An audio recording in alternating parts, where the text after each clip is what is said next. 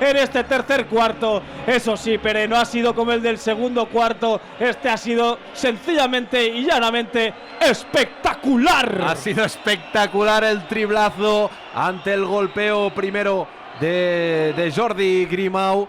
Y veíamos cómo sobre la bocina prácticamente y saltando de cualquier manera, Jarret Ongungmemi ha conseguido este triple sobre la bocina, aunque vemos a... ¡Uy, mira! Venga, ahora, que hoy estamos que lo regalamos en el pabellón Barrios Nord ahora mismo. Un chaval que participaba, un chaval del público que participaba en el tiro Nayox, que es tirar desde el medio del campo, la acaba de meter. No sé si es el ambiente, Pere. Tiramos nosotros también. Tiramos desde aquí arriba ya. Y te decía, Pere, que desde el banquillo de Chocolate Strapa se ha... desde el banquillo de Chocolate Strapa, de hecho, se han quejado de que el tiro de Jarret estaba fuera de tiempo.